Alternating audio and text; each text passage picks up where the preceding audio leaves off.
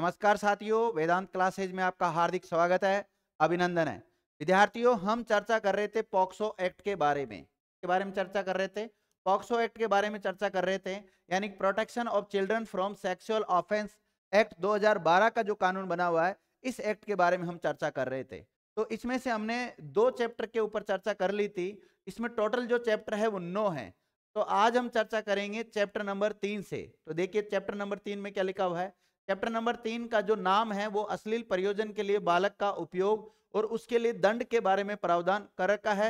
और इसमें जो धारा आती है वो धारा 13 से लेकर 15 तक आती है। अब धारा 13 में क्या लिखा हुआ है, तो धारा 13 में लिखा हुआ है अश्लील प्रयोजन के लिए बालक का उपयोग करना।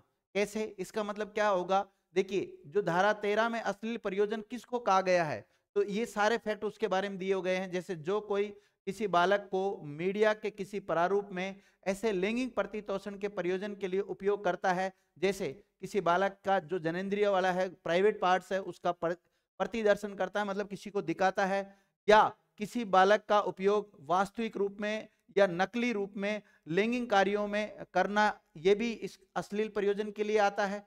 और किसी बालक का अशोभनीय या अश्लील पूर्ण प्रतिदर्शन करना, ये सारे जो मामले हैं वो अश्लील प्रयोजन के लिए बालक का उपयोग करना वाला मामला माना जाएगा।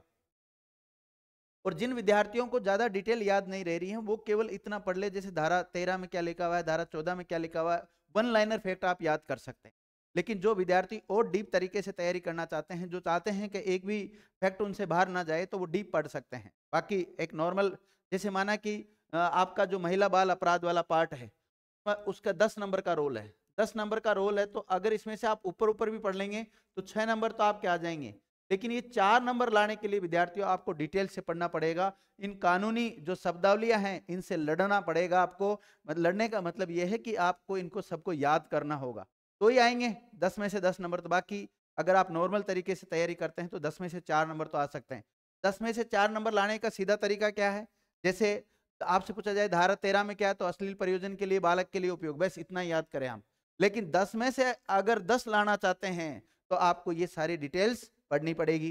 तो देखिए और क्या लिखा हुआ है, धारा 14 में क्या लिखा हुआ है विद्यार्थियों, तो धारा 14 में लिखा हुआ है अश्लील प्रयोजन के लिए बालक के उपयोग के लिए दंड का प्रावधान कर रखा है।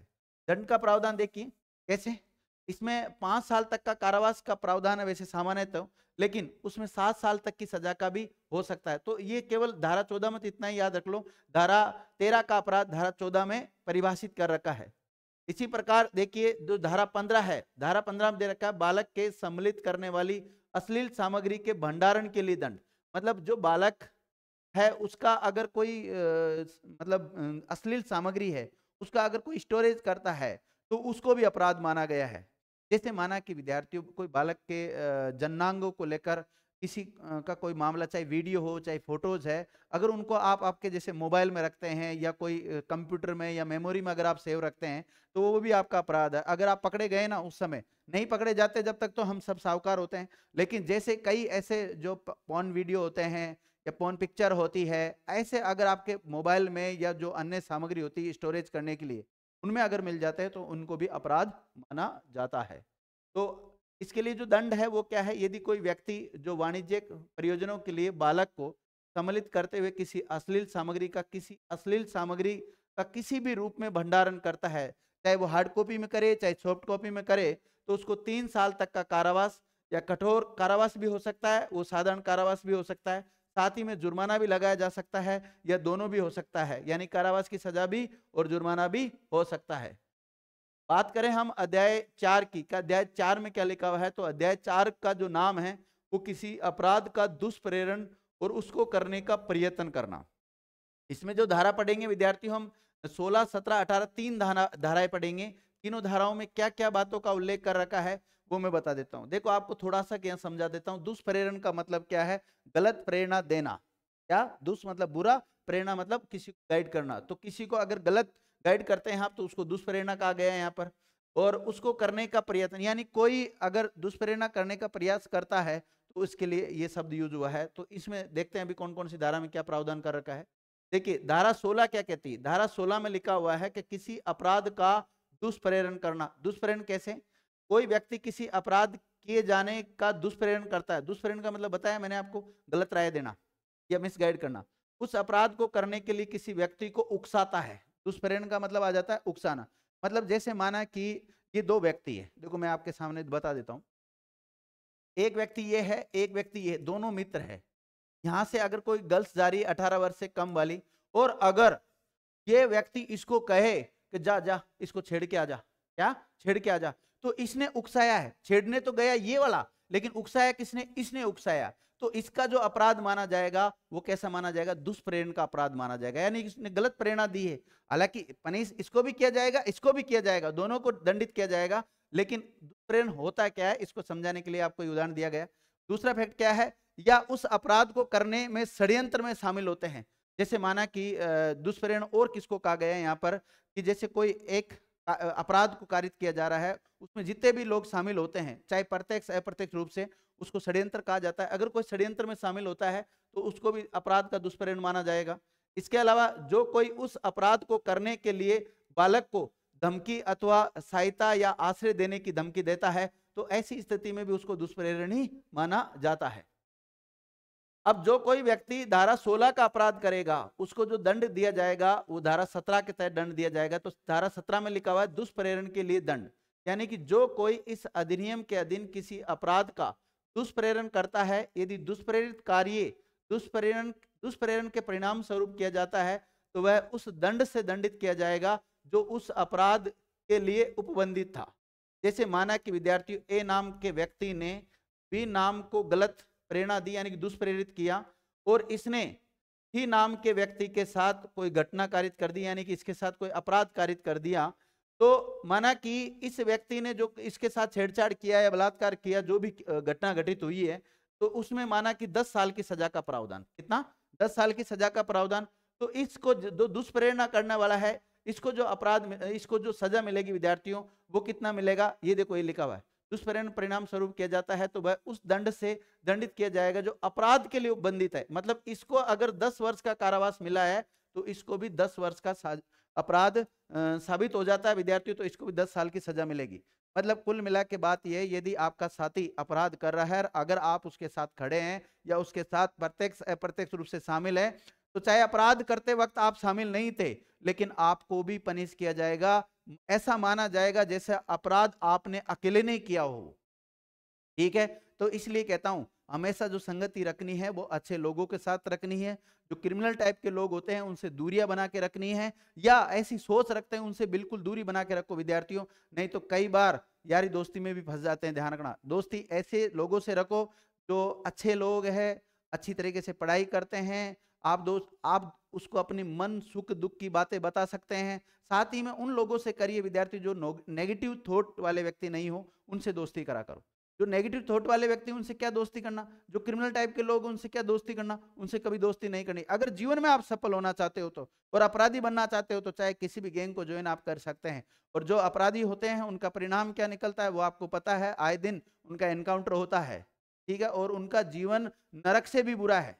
मैं पुलिस डिपार्टमेंट में हूं, मैं जानता हूं हर चीज, इसलिए बता रहा हूं आप लोगों को भी ध्यान रखना विद्यार्थियों। कभी भी ऐसे लोगों को कभी फॉलो मत करना। कई लोग हैं जो ऐसे गैंगस्टर या गुंडे टाइप के लोग होते हैं, उनको फॉलो करते हैं कि मैं तो उनका फॉलोअर्स हूं। अरे क्या विद्यार्थियों, फॉलोअर्स बनना है, फॉलो करना है तो अपने माता पिता को फॉलो करो, जिन्होंने आपको जन्म दिया है, जिन्होंने आपके लिए इतना पैसा खर्च किया है, इतना बड़ा किया है, इतना सब कुछ सोचते हैं आपके बारे में। क्या गुंडों के बारे में आप उनको फॉलो करते हो? कभी मत करा करो विद्यार्थियों, मेरी तो पर्सनल राय यही है। आगे देखते हैं। देखिए धारा 18 क्या कहती है? धारा 18 कहती है किसी अपराध को करने के प्रयत्न के लिए दंड। मतलब अपराध किया नहीं है, अपराध को करने का जो प्रयास किया जा रहा है तो उसमें भी विद्यार्थियों पनिश किया जाता है इस एक्ट के तहत। क्या धारा 18 क्या कहती है?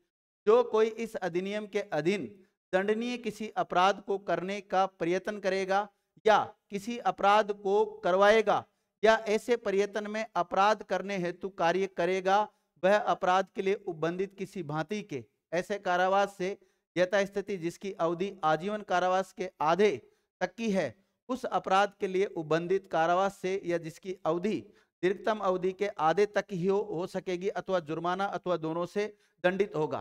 कहने का मतलब यह है कि अगर आप इस एक्ट के तहत जिसको अपराध माना गया है, इस एक्ट के तहत जिसे अपराध माना गया है, तो उस अपराध को कारित करने का अगर आप प्रयास करते हैं, तो जैसे माना कि इस एक्ट के तहत किसी मामले में जो सजा का प्रावधान है वो 10 वर्ष है। अब आपने अपराध नहीं किया, केवल उसका प्रयास किया है, ऐसी स्थिति में आपको जो सजा मिलेगी वो कितनी मिलेगी? 5 वर्ष तक की सजा मिलेगी विद्यार्थी। कितनी मिलेगी? 5 वर्ष तक की सजा मिलने का प्रावधान के बारे में इसमें उल्लेख किया गया है। इसमें टोटल 9 चैप्टर है। कितने हैं? 9। तो अब कौन से नंबर पे आ गए हम? अध्याय नंबर 5 पे। अध्याय नंबर 5 क्या कहता है? मामलों की रिपोर्ट करने की प्रक्रिया। और इसमें जो धारा आएगी वो 19 से लेकर 23 तक। तो धारा 19 पढ़ेंगे, 20 पढ़ेंगे, 21 पढ़ेंगे, 22 पढ़ेंगे और 23 पढ़ेंगे। मतलब कौन कौन सी धाराओं में किस किस बात का उल्लेख कर रखा है, इनको बड़ा डिटेल से एक एक को हम देख लेते हैं। धारा 19 क्या कहती है? अपराधों की रिपोर्ट करना। अगर कोई अपराध होता है तो उसकी रिपोर्ट करने के बारे में जो प्रावधान किया गया है वो धारा 19 में किया गया है। क्या लिखा हुआ है इसमें? कि कोई व्यक्ति, जिसमें बालक भी शामिल है, जो यह आशंका करता है कि इस अधिनियम के अधीन कोई अपराध किए जाने की संभावना है या ये जानकारी रखता है कि ऐसा कोई अपराध किया गया है, वह ऐसी जानकारी विशेष किशोर पुलिस यूनिट को या स्थानीय पुलिस को उपलब्ध कराएगा। एक दुभाषिया होता है विद्यार्थी। यदि बालक को संरक्षक की आवश्यकता है तब रिपोर्ट के 24 घंटे के भीतर भीतर कारणों को लेखबद्ध करने के बाद उसका यथाविहित ऐसी देखरेख और संरक्षण में रखने की तुरंत व्यवस्था करेगा। वो ध्यान रखना। विशेष किशोर पुलिस यूनिट या स्थानीय पुलिस अनावश्यक विलंब के बिना 24 घंटे की अवधि के भीतर भीतर मामले को बालक कल्याण समिति या विशेष न्यायालय, स्पेशल कोर्ट होते हैं जहां कोई विशेष न्यायालय नहीं है, वहां सेशन कोर्ट को रिपोर्ट करेगी, जिसके अंतर्गत बालक की देखभाल और संरक्षण के लिए आवश्यक और इस संबंध में किए गए उपाय भी सद्भावना पूर्वक दी गई जानकारी के लिए किसी व्यक्ति के द्वारा सिविल या क्रिमिनल का कोई दायित्व उपगत नहीं होगा। इस बात को समझ गए क्या आप? मुझे तो नहीं लग रहा आप समझ गए होंगे। देखो मैं सामान्य तो बता देता हूँ। अपराधों की रिपोर्ट करने से क्या तात्पर्य है? यदि जैसे कोई सामान्य व्यक्ति, चाहे अपने साथ अपराध घटित नहीं हुआ, लेकिन अपने को पता है कि यहाँ पर अपराध होने की संभावना है या अपराध हो चुका है, तो ऐसी स्थिति में जो इस पॉक्सो एक्ट से रिलेटेड सुनवाई करने का जो अधिकार रखती है, चाहे वो पुलिस हो चाहे अन्य कोई संस्था हो, तो उस संस्था को या पुलिस को तुरंत रूप से सूचित करना चाहिए। और यदि आप सूचित नहीं करते हैं तो वह आपका अपराध माना जाता है। इसमें अगर बालक के साथ अपराध घटित हो रहा है तो बालक भी इसके लिए सूचना देने के लिए बाध्य हैं। आगे देखो, और अगर आपने जैसे सूचना दे दी कि इस बालक के साथ ऐसी घटना हुई है, हुई नहीं, मामला बाद में झूठा निकला, तो क्या आपको पनिश किया जाएगा? विद्यार्थियों, अगर आप जानबूझकर झूठी सूचना देते हैं तो पनिश किया जाएगा। लेकिन आपका ऐसा कोई इंटेंशन नहीं था कि हम इस व्यक्ति को परेशान करने के लिए सूचना दे रहे हैं, बस आपको आभास हो गया था कि अगर मैंने पुलिस को सूचना दे दी तुरंत तो इस घटना को रोका जा सकता है, और आपने सूचना भी दे दी थी। क्योंकि आपने सूचना देते समय किसी व्यक्ति के बारे में गलत तरीके से सूचना नहीं दी, बल्कि आपको जो आभास हुआ उसी पर सद्भावना पूर्वक आपने सूचना दी है। तो सद्भावना पूर्वक दी गई सूचना कोई अपराध नहीं है, लेकिन जानबूझकर किसी व्यक्ति को हैरान परेशान करने के लिए उसके खिलाफ झूठी शिकायत देना अपराध माना जाता है इस एक्ट के तहत। धारा 20 क्या कहती है? मामले की रिपोर्ट करने के लिए मीडिया, स्टूडियो, फोटो चित्रण सुविधाओं को बाध्यता किया गया है। मतलब सबको बाध्य किया गया है, चाहे वो मीडिया कर्मी हो, चाहे कोई स्टूडियो वाला हो, चाहे फोटो खींचने वाला हो, कोई भी हो, उनको अगर लगता है कि किसी बालक के साथ ऐसा अपराध घटित हो रहा है, यानी पॉक्सो एक्ट का कोई मामला बन रहा है या बनने की संभावना है, तो ऐसी स्थिति में ना देनी होती है विद्यार्थियों। धारा 21 क्या कहती है? धारा 21 कहती है मामले की रिपोर्ट करने या अभिलिखित करने में विफल रहने के लिए दंड। यदि आप मामले की कोई रिपोर्ट नहीं करते हैं या लिखते नहीं हैं या उसको करने में विफल हो जाते हैं, तो ऐसी स्थिति में क्या दंड दिया जाएगा उसके बारे में। जो कोई व्यक्ति धारा 19 क्लोज 1 धारा 20 के अधीन किसी अपराध के लिए किए जाने की रिपोर्ट करने में विफल रहता है, जैसे बताया था ना मैंने अभी आपको, जैसे आपके सामने कोई अपराध घटित हो रहा है, आप पुलिस को सूचना नहीं देते हैं, एक ही मामला, मीडिया को इस बात का पता है, मीडिया सूचना नहीं देती पुलिस को, तो ऐसी स्थिति में इनका अपराध माना जाता है। और अपराध माना जाएगा तो विद्यार्थियों इसमें 6 महीने तक की कारावास की सजा का प्रावधान किया गया है, जो कठोर कारावास भी हो सकता है और साधारण कारावास भी हो सकता है, और जुर्माने से भी दंडित किया जा सकता है, ये दोनों से भी किया जा सकता है, मतलब जेल भी हो सकती है और जुर्माना भी लग सकता है। इसमें 1 साल तक का कारावास, कठोर कारावास, साधारण कारावास या जुर्माने से भी दंडित हो सकता है। मतलब वो कंडीशन के ऊपर डिपेंड करता है कि मामला किस टाइप का था। धारा 22, इस अधिनियम की जो धारा 22 है वो क्या कहती है कि मिथ्या परिवाद या मिथ्या सूचना के लिए दंड। मतलब जो कोई व्यक्ति झूठी सूचना देगा इस एक्ट से रिलेटेड, तो उसके खिलाफ भी विद्यार्थियों कार्रवाई करने की अनुमति देता है ये एक्ट। क्योंकि कई बार होता है जैसे कानून बनता है तो उसका दुरुपयोग भी होता है।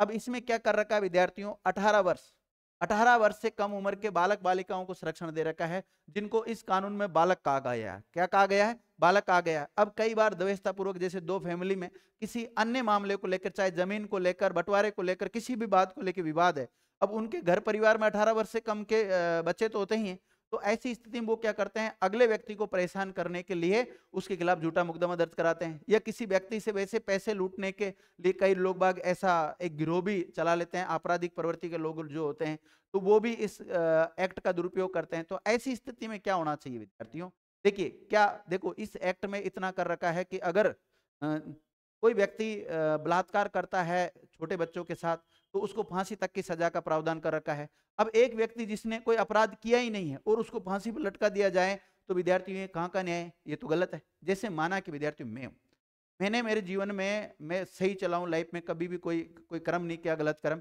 और अब मेरे ऊपर कोई आता है किसी द्वेषता पूर्वक मेरे ऊपर आरोप लगा देता है, कोई छेड़छाड़ का आरोप लगा दे या किसी भी प्रकार का कोई आरोप लगा दे, तो उसमें ये थोड़ी कि डायरेक्ट मुझे 10 साल की सजा हो जाए, आजीवन कारावास की सजा हो जाए। नहीं विद्यार्थियों, उसमें क्या होता है, सबसे पहले जो जांच एजेंसी होती है उसको निष्पक्ष तरीके से और उच्च स्तरीय अधिकारियों के द्वारा जांच करनी चाहिए, और जांच करके अगर मैं दोषी हूं तो मुझे पनिश करो, उसमें नो डाउट।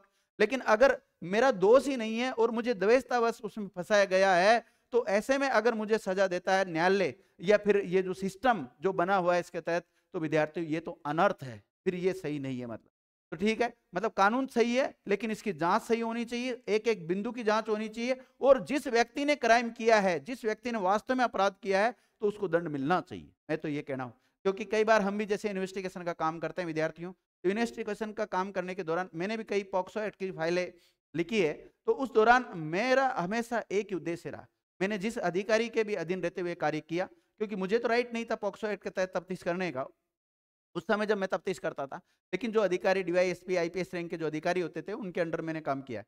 तो अब क्या होता है, जब कोई ऐसा मामला आता था तो उसके एक एक बिंदु को विद्यार्थियों में बहुत बारीकी से देखता था, एक एक बिंदु, क्योंकि हो सकता है कहीं न कहीं ये बालक या बालक के घर वाले सब मिलकर किसी एक व्यक्ति को मोहरा बना के या किसी भी कारणवश को फंसा तो नहीं रहे, और अगर ऐसा फंसाते विद्यार्थी तो जो फंसाने वाले हैं उनके खिलाफ हम कार्रवाई करते थे। वास्तव में जो सच्चाई है सच है, अगर अपराध हुआ है तो उस व्यक्ति जिसने अपराध किया उसको दंड दिला के रहते थे लास्ट तक। और कोर्ट में भी जब जैसे एविडेंस के लिए जाते हैं तो बिल्कुल फाइल की पूरी स्टडी करके जाते हैं कि उस दिन हमने क्या बयान लिए थे, क्या क्या मैटर उसमें सामने आया था, पूरा स्टडी करते हैं, और अपराधी को सलाखों के पीछे है और लास्ट में सजा तक दिला के रहते थे क्योंकि उसने अपराध किया है। और अगर किसी ने अपराध नहीं किया है तो उसको विद्यार्थियों जिस व्यक्ति ने उसके खिलाफ कार्रवाई की थी तो उसी को हम दंडित करवा देते थे, मतलब उसी के खिलाफ इस्तगासा पेश करवा देते थे।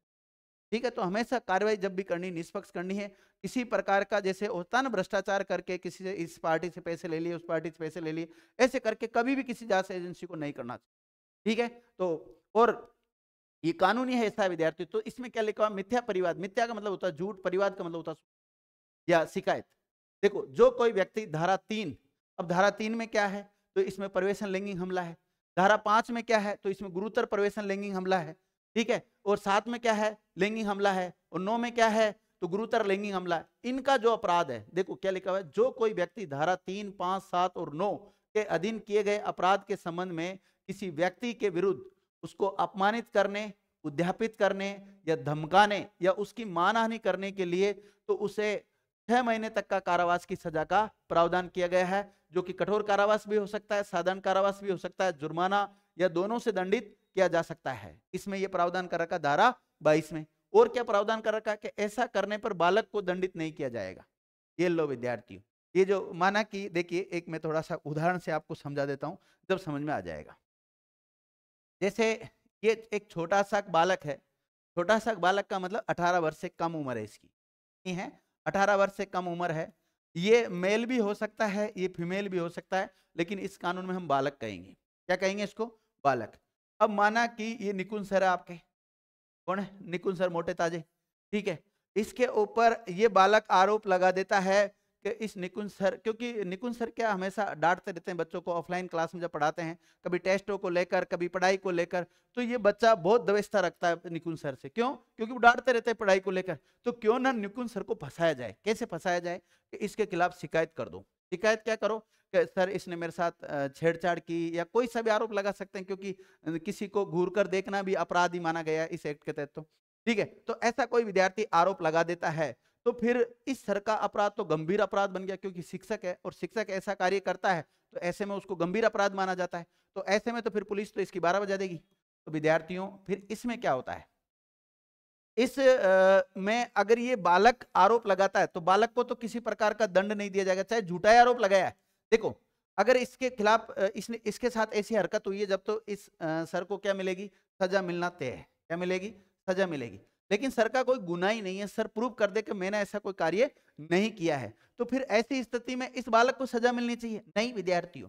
अगर ये वयस्क होता सूचना देने वाला तो सजा मिलती, लेकिन ये छोटा है, मतलब 18 वर्ष से कम उम्र का है, तो इसको सजा नहीं मिलेगी विद्यार्थियों। तो यही तो बात लिखा रखी, देखिए ये लिखा हुआ, ऐसा करने पर बालक को दंडित नहीं किया जाएगा, मतलब बालक झूठी सूचना दे सकता है। इस ये एक्ट बोलता है, मैं नहीं बोल रहा हूं, एक्ट बोल रहा है। तीसरा पॉइंट क्या है, जो कोई बालक नहीं होते हुए किसी बालक के विरुद्ध कोई मिथ्या परिवाद करेगा या मिथ्या सूचना उसको जानते हुए उपलब्ध कराएगा, जिसके द्वारा ऐसा बालक इस अधिनियम के अधीन किन्हीं अपराधों के लिए उत्पीड़न हो, 1 साल तक का कारावास की सजा का प्रावधान किया गया है, जो साधारण कारावास भी हो सकता है, कठोर कारावास भी हो सकता है, और जुर्माना भी लगाया जा सकता है, या फिर दोनों से दंडित किया जा सकता है। आगे देखिए धारा 23 क्या कहती है कि मीडिया के लिए प्रक्रिया, मतलब मीडिया के लिए क्या प्रक्रिया होगी उसके बारे में इसमें लिखा हुआ है, किसी बालक के लिए टीका टिप्पणी नहीं करेगा जिससे उसकी ख्याति का हनन हो, उसकी निजता का उल्लंघन होना प्रभावित होता है। मतलब अगर किसी जैसे माना कि विद्यार्थी ये बालक है, इसके साथ पॉक्सो एक्ट का क्राइम अपराध घटित हो गया, इसके साथ मतलब कोई भी घटना घटित होगी, तो ये नहीं कि मीडिया में इसका नाम आप व्यक्तिगत रूप से उछाल दें या व्यक्तिगत रूप से इसकी खबर पर प्रकाशित कर दें, क्योंकि इसके बाद में इसको पूरा जीवन जीना है। इस बालक के साथ अपराध तो घटित हो गया, लेकिन ऐसा नहीं है कि इसको मीडिया में आप प्रसारित कर दें, तो ऐसा नहीं कर सकते। और अगर ऐसा करते हैं तो 6 माह का कारावास और 1 साल तक की सजा का प्रावधान है, और जो कठोर कारावास भी हो सकता है, साधारण कारावास भी हो सकता है, और जुर्माने से भी दंडित किया जा सकता है। जैसे विद्यार्थियों क्या होता है, आजकल सोशल मीडिया का जमाना चल रहा है। क्या चल रहा है, सोशल मीडिया का जमाना चल रहा है, और उसमें भी बड़ा सेल्फी का जमाना चल रहा है। किसका चल रहा है, सेल्फी का जमाना चल रहा है। यूं सेल्फी कभी यूं करके लेते हैं, कभी यूं करके लेते हैं, कभी बंदर बनकर, कभी कुत्ते बनके, इस प्रकार से सेल्फी लेते हैं। तो जैसे माना कि मैं उन तमाम कर्मचारियों को इस धारा के तहत इस वीडियो के जरिए सूचित करना चाहता हूं, या उन तमाम जो विद्यार्थी हैं जो इसके बारे में सीखना चाह रहे हैं। देखो ये कानून ना केवल विद्यार्थियों के लिए इंपॉर्टेंट है, बल्कि हमारे जीवन में एक सामान्य नागरिक के लिए भी बहुत इंपॉर्टेंट होता है। क्या होता है, जैसे कोई आपके मोहल्ले में किसी बालक के साथ ऐसी घटना घटित होगी, और आप उस वीडियो को उस पर यूं मतलब फोटो खींच रहे हैं, वीडियो बना रहे हैं, देखो इस बच्चे के साथ बलात्कार हो गया और वो हो गया और फलाना यहाँ का रहने वाला है, वो रहने वाला है, तो आप भी एक प्रकार से मीडिया कर्मी बन गए एक प्रकार से। तो अब बन गए तो आपने उसको सोशल मीडिया पर कर दिया, तो ऐसे में विद्यार्थी वो आपका अपराध है। इसी प्रकार थाने पे होता है, नए नए पुलिसकर्मी भर्ती होते हैं और वो नया नया मोबाइल लेके आते हैं विद्यार्थी, पहली जो पेमेंट मिलती है 2-3 पेमेंट का एकत्रित करके और मोबाइल लेके आते हैं, और लेके आते हैं तो फिर उसमें यूँ सेल्फी लेते हैं। जैसे बालक यहाँ पे थाने पे आया हुआ है, उसके खिलाफ जांच चल रही है या जो प्रोसीडिंग है वो चल रहा है पूरा कार्य, और उसी दौरान बालक संतरी के पास तो रहता ही है, और आप यूँ करके उसकी फोटो लेते हैं, और वो बालक की अगर उसमें फोटो आ जाती है और आप उसको अगर सोशल मीडिया वायरल करते हैं तो उस पुलिसकर्मी का भी अपराध है विद्यार्थी। ध्यान, इसमें स्पष्ट लिखा हुआ है कि मीडिया के लिए प्रक्रिया क्या होगी। इसमें लिखा हुआ है कि किसी भी प्रकार की टीका टिप्पणी नहीं की जाएगी, किसी भी प्रकार का प्रचार प्रसार नहीं किया जाएगा। इसी प्रकार अध्याय 5 कंप्लीट हो जाता है। अब चर्चा करेंगे हम अध्याय 6 के ऊपर। अध्याय 6 में क्या लिखा हुआ है, तो अध्याय 6 में लिखा हुआ है बालकों के कथनों को अभिलिखित करने की प्रक्रिया। कथन का मतलब होता है बयान। कथन का मतलब क्या है यहाँ पर, बयान या स्टेटमेंट, जो बालक के स्टेटमेंट लिए जाते हैं उससे रिलेटेड। तो उसमें जो धाराएं आएगी वो धारा 24 से लेकर 27 तक आएगी। तो अध्याय 6 में जो धारा है वो 24 से लेकर 27 तक है। अब धारा 24 में कौन कौन से प्रावधान किए गए हैं, धारा 25 में कौन कौन से प्रावधान किए गए हैं, धारा 26 क्या कहती है और धारा 27 क्या कहती है। एक एक धारा को बड़ा डिटेल से जानेंगे विद्यार्थियों, कौन सी धारा में क्या लिखा हुआ है। सबसे पहले जानते हैं धारा 24, कौन सी, धारा 24। तो धारा 24 में लिखा हुआ है बालक के कथन को अभिलिखित किया जाना। क्या लिखा हुआ है, बालक के कथन को अभिलिखित किया जाना, मतलब बालक के जो बयान है, स्टेटमेंट है, उनको लिखना। इसका उल्लेख मिलता है धारा 24 में। इसमें लिखा है बालक के कथन को बालक के निवास स्थान पर या ऐसे स्थान पर जहां वह साधारणतः निवास करता है की पसंद के स्थान पर यथासाध्य उपनिरीक्षक की पंक्ति से अन्यून किसी महिला पुलिस अधिकारी के द्वारा अभिलिखित किया जाएगा। तो धारा 24 ये कहती है कि जब भी जो पीड़ित बालक है उसके जो बयान लिखे जाएंगे वो एसआई रैंक का अधिकारी लिखेगा। कौन लिखेगा? एसआई, सब इंस्पेक्टर रैंक का अधिकारी लिखेगा। और सब इंस्पेक्टर भी ज्यादातर महिला होनी चाहिए। कौन होनी चाहिए? महिला होनी चाहिए। महिला सब इंस्पेक्टर कम से कम न्यूनतम जो श्रेणी है अधिकारी की, पुलिस अधिकारी की, वो एसआई होनी चाहिए। उससे ऊपर के अधिकारी लिख सकते हैं लेकिन नीचे के अधिकारी नहीं लिख सकते। इस कानून में यह प्रावधान कर रखा है। और साथ ही में जो स्टेटमेंट लिए जाएंगे उस बालक के, वो थाने पे बुलाकर नहीं, बल्कि जहां पर वो बालक रहता है, जहां पर वो बालक निवास करता है, वहां जाकर लो। या फिर बालक टेम्परेरी रूप से कहीं अस्थायी रूप से निवास करता है, वहां जाके उसके बयान लिखे जा सकते हैं। या बालक कह दें कि नहीं, मैं तो ना तो घर पे मेरे स्टेटमेंट दूंगा, ना मैं अस्थायी रूप से जहां रहता हूं वहां दूंगा, मैं तो मेरी मौसी के घर जाके स्टेटमेंट दूंगा। तो भाई पुलिस का कर्तव्य बनता है कि आप उसकी मौसी के घर जाइए और वहां बिठा के उस बालक के बयान लिख दो। और विद्यार्थियों, कई बालक नटखट बालक भी होते हैं, तो वो तो ये कहते थे मैं तो फला फला पार्क में बैठ के क्या दूंगा, बयान दूंगा। तो उस बच्चे को कहाँ लेके जाना पड़ेगा विद्यार्थियों? पार्क में बिठा के और फिर उसके स्टेटमेंट लिखने पड़ेंगे। ये कानून बोल रहा है ऐसी बातें। तो ठीक है, बालक की इच्छा के अनुसार जहां वो बयान देना चाहता है, जहां अपने आप को सुरक्षित महसूस करता है, क्योंकि 18 वर्ष से कम उम्र के बालक के साथ घटना घटित हुई है, अपराध घटित हुआ है, तो ऐसे अपराध ज्यादातर विद्यार्थियों घर, परिवार, समाज में ही होते हैं। जैसे माना कि कई बार आपने अखबार में पढ़ा होगा कि एक पिता ने उसकी 14 वर्षीय या 16 वर्षीय या 17 वर्षीय पुत्री के साथ गलत कार्य किया, दुष्कर्म किया। ऐसे कई सारे मामले आपने देखे हैं और कई मामले तो पुलिस तक पहुंचते ही नहीं है, क्योंकि देखिए हमारे समाज में कई प्रकार के ऐसे अपराध हैं जो हो रहे हैं बालकों के साथ, लेकिन लोग इसके बारे में अवेयर नहीं है। जिसके साथ अपराध घटित हो रहा है उसको भी पता नहीं है, उसके जो पेरेंट्स है उनको भी पता नहीं है, आसपास के लोग हैं उनको भी इस कानून के बारे में प्रॉपर नॉलेज नहीं है, तो इसलिए वो सूचना नहीं दे पाते, इज्जत के मारे, समाज के मारे। जैसे माना कि विद्यार्थियों, ये पति पत्नी है, ये कौन है? पति पत्नी है, ये एक फीमेल है और ये मेल है। अब इनके एक गर्ल्स है विद्यार्थियों, ये छोटी गर्ल्स है जिसकी उम्र है 17 वर्ष। कितनी है? 17 वर्ष। और ये इसका जो पिता है ये शराबी है। हो सकता है शराबी ना हो तो भी कई कारण होते हैं ऐसे गलत कार्य के। तो ये व्यक्ति इस बालिका के साथ अगर दुष्कर्म कर देता है और इस बात का ये जो लड़की है ये शिकायत किसको करेगी? अपनी माँ को करेगी। किसको करेगी? अपनी माँ को करेगी। अब इसकी माँ अगर इसकी शिकायत करे, और कमाने वाला कौन है घर में? यही है। तो अगर इसकी शिकायत करेगी तो पुलिस इसको गिरफ्तार करेगी और जेल में डाल देगी। तो फिर इस परिवार को पालने वाला तो पीछे कोई नहीं बचा। तो ऐसी स्थिति में इस बालिका के साथ अपराध घटित हो गया, लेकिन ये महिला पुलिस तक नहीं पहुंच रही है, पुलिस स्टेशन तक नहीं पहुंच रही। क्यों? क्योंकि पारिवारिक मामला रह गया ना। इसलिए यह माना कि विद्यार्थियों, इस बालिका के साथ इस महिला का या इस पुरुष का कोई रिश्तेदार अगर कोई गलत कार्य कर देता तो ऐसी स्थिति में भी कई बार मामला पुलिस स्टेशन तक नहीं जाता, जो जांच एजेंसियां हैं उन तक नहीं जाता। तो जब किसी को पता ही नहीं चला अपराध का विद्यार्थियों, तो फिर कैसे मतलब पुलिस उसमें जांच करेगी? पता नहीं चलेगा। तो ऐसे बहुत सारे अपराध आज भी समाज में घटित हो रहे हैं। अगर विद्यार्थियों किसी भी समाज, किसी भी परिवार में अगर ऐसा कोई छोटा सा भी मामला या थोड़ा बहुत भी अगर किसी को डाउट लगता है तो उसकी सूचना पुलिस को देनी चाहिए। सद्भावना पूर्वक अगर आप सूचना देते हैं तो किसी प्रकार का आपका अपराध नहीं माना जाता है। ये नहीं किसी को जबरदस्ती टॉर्चर करने के लिए अगर शिकायत दे देते हो तो वो अपराध माना जाता है, ध्यान रखना। तो ऐसे मामले बहुत सारे देखे जाते हैं।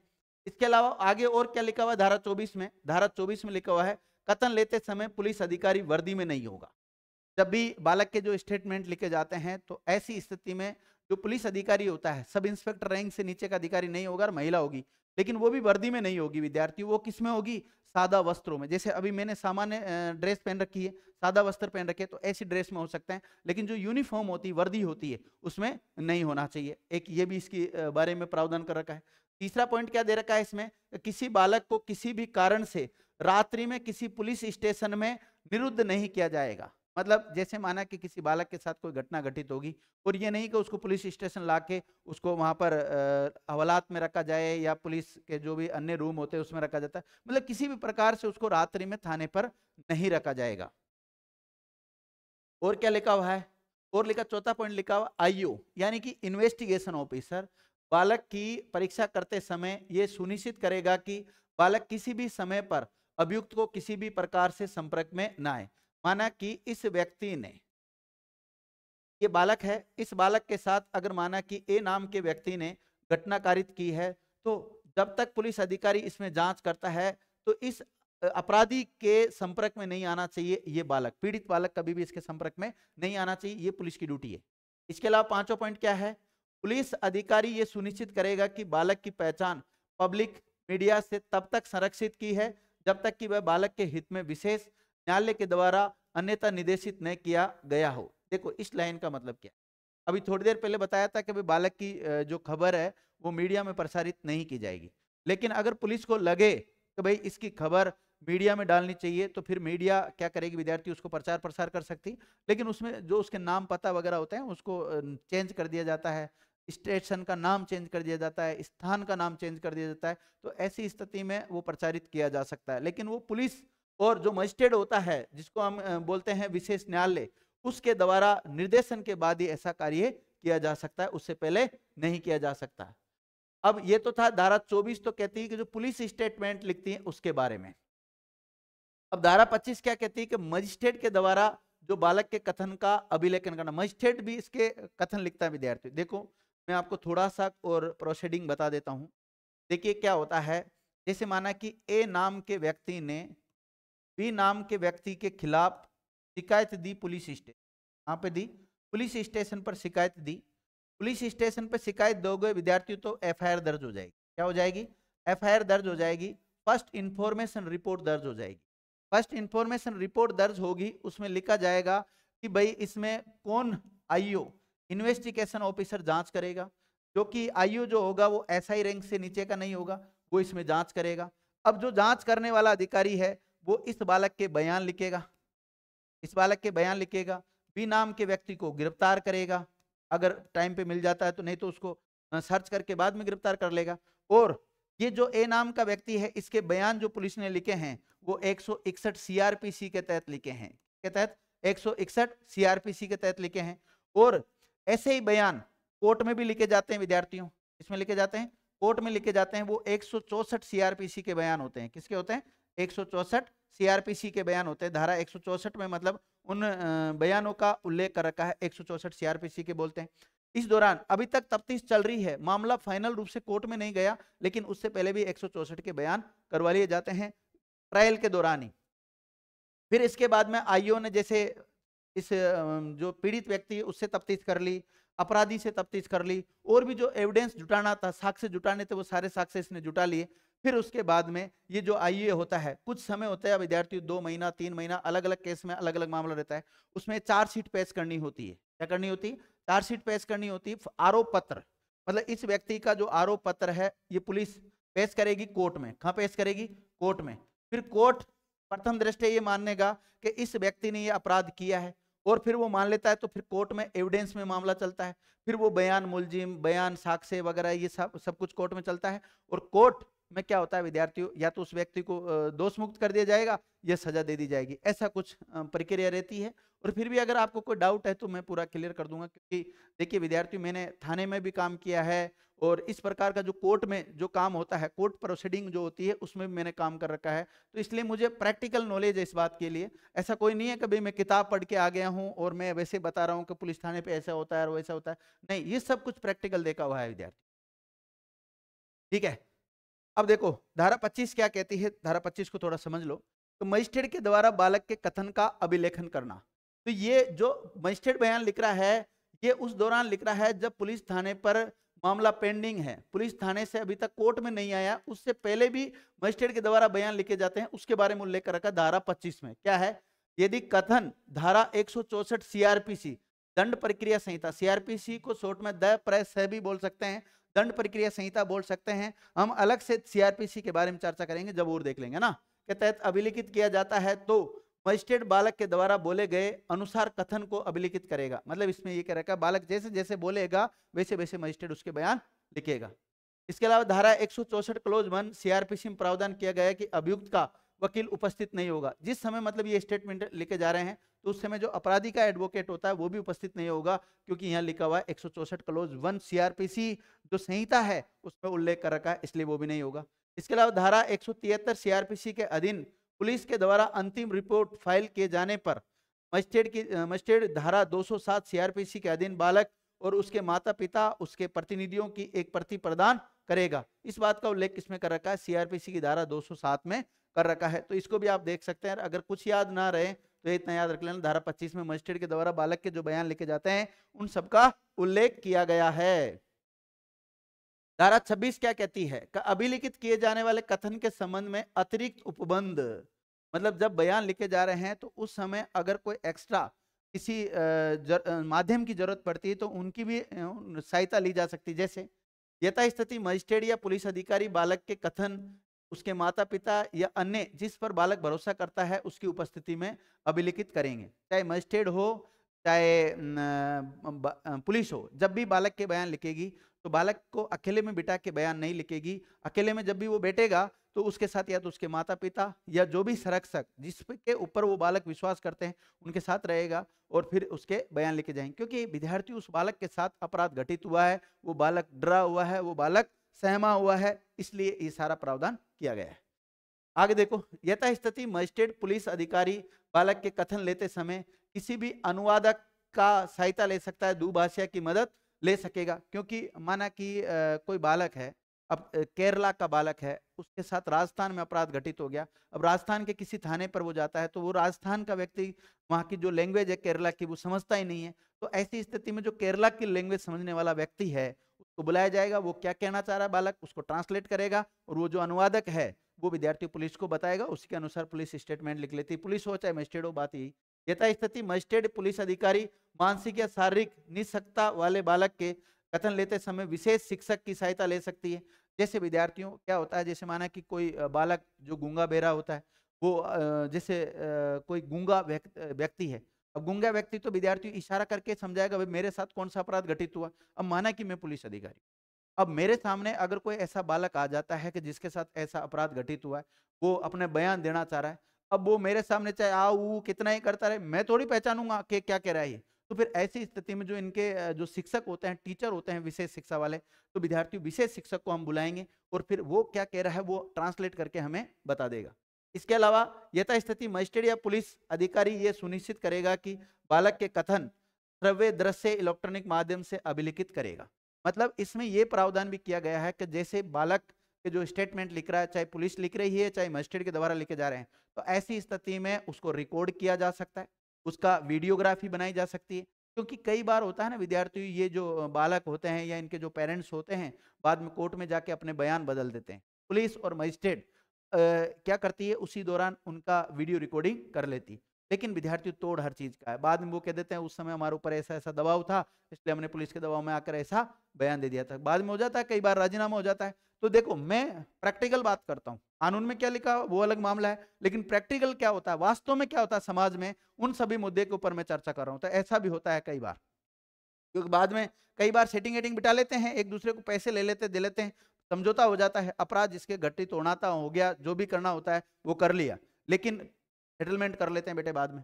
देखो इसके अलावा धारा 27 क्या कहती है? धारा 27 कहती है कि बालक की चिकित्सा परीक्षा कराना, मतलब बालक का जो मेडिकल है वो कराने से रिलेटेड यहाँ पे प्रावधान किया गया है। जैसे क्या प्रावधान किया गया है कि उस बालक की चिकित्सा परीक्षा जिसके संबंध में इस अधिनियम के अधीन कोई अपराध किया गया है, इस बात के होते हुए भी प्रथम सूचना रिपोर्ट या परिवार दर्ज नहीं किया गया है, तो धारा 164A सीआरपीसी के अनुसार की जाएगी।